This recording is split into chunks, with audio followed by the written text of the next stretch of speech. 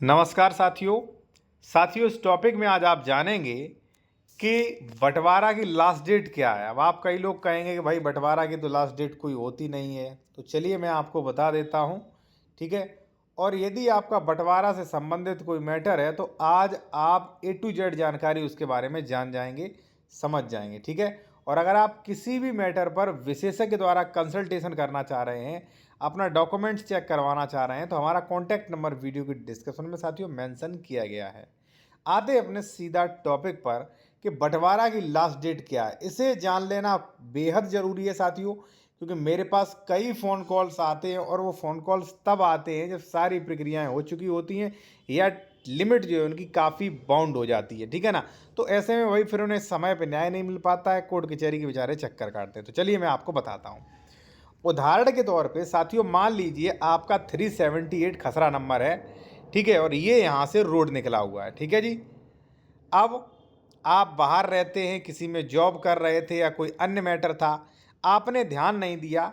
ठीक है। आप थे 3 भाई A B C। ठीक है। ए ने भी कब्जा कर लिया यहाँ पे और बी ने भी कब्जा कर लिया यहाँ पे। अभी कोई देरी नहीं हुई है और आपको पटक दिया पीछे। ठीक है। या मान लीजिए अन्य कोई मैटर हो सकता है, आपको कीमती ज़मीन नहीं मिली, तो कोई देरी नहीं हुई है।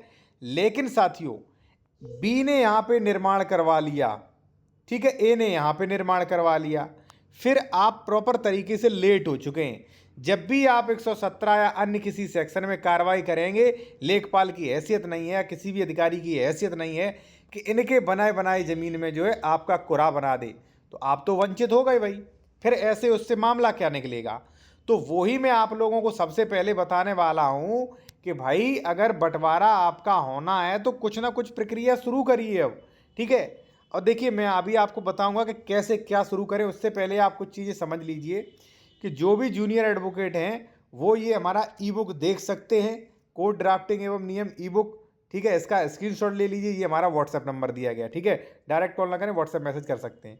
इसमें स्टे एप्लीकेशन, जैसे मान लीजिए भाई वगैरह निर्माण कर किए जा रहा है, बेच रहा है, तो कैसे स्टे, आदेश स्थगन, अवैध निर्माण कैसे रुकेंगे। ठीक है।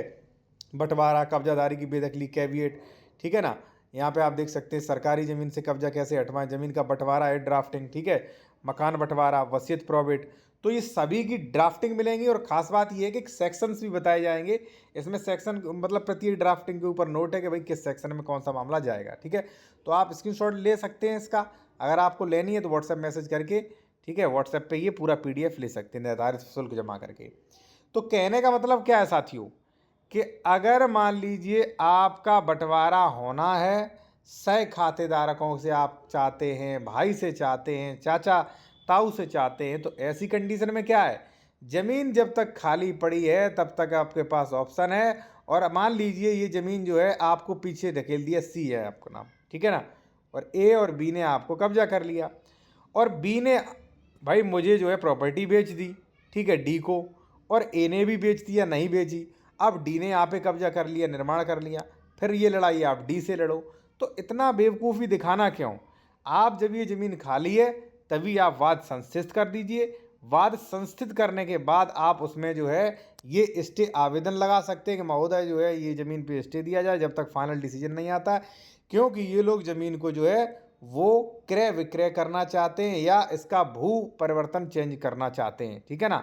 तो ये आप एप्लीकेशन लगा सकते हो। अब मेरे पास कॉल आती है कि सर हमें कीमती ज़मीन नहीं दी गई है, फ्रंट पे नहीं मिली है, ए ने भी मकान बना लिया, बी ने भी मकान बना लिया।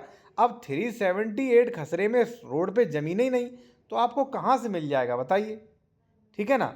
तो मान भाई फिर तो विवाद वाले काम हुए ना। फिर काफ़ी कोई भी एडवोकेट कहे कि नहीं हो जाएगा, तो काफ़ी टाइम लगेगा और हो सकता हो मेरी समझ से ना भी हो। ठीक है ना। अब सवाल आता है कि सर बिना बंटवारा के निर्माण किए जा रहे हैं, कैसे रोकें। तुरंत रोक सकते हैं आप। ठीक है ना। यहाँ पे देख सकते हैं, देखिए मैंने काफ़ी लोगों को, देखिए आप चाहे तो एप्लीकेशन भी ले सकते हैं, बाकी कंसल्टेशन करना चाह रहे हैं तो हमारा कॉन्टैक्ट नंबर वीडियो की डिस्क्रिप्शन में मिल जाएगा। स्टे के लिए ड्राफ्ट मतलब एग्जीक्यूटिव स्टे दे सकते हैं, मतलब या 145 का यहाँ पे नोटिस दे सकते हैं कि महोदय इस ज़मीन का सीमांक वो बंटवारा हुआ नहीं और जो लोग धड़ल्ले से कब्जा कर रहे हैं। ठीक है, नियमावली 109 के प्रतिकूल है, कृपया इस पर जो है कानूनी कार्रवाई की जाए। और आप पुलिस वगैरह बुला के रोक सकते हैं, वही साधारणतः है।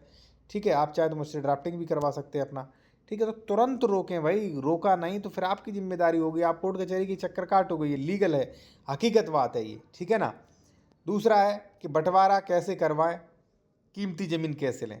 आपको कोई टेंशन ही नहीं लेना है। अगर मान लीजिए ये रोड के किनारे ज़मीन है तो आपको बिल्कुल झगड़ा नहीं करना है, आपको बात संस्थित करना है और धारा 117 में कुरा अपना रोड पे मांगने के लिए आपको एप्लीकेशन देना है, आपका कुरा रोड पे बन जाएगा। बिल्कुल लड़ाई झगड़े करने की आवश्यकता नहीं है, ठीक है। कई लोगों को कानून की जानकारी नहीं होती है या बेचारों को सही जानकारी मिल नहीं पाती है, बाद में सब कुछ ख़त्म हो जाता है, तब क्या होगा भाई, ठीक है। देखिए, देर से मिला हुआ न्याय या आप देर से प्रक्रिया शुरू करते हो तो ज़रूरी नहीं आपको न्याय मिल जाए, ठीक है ना साथियों।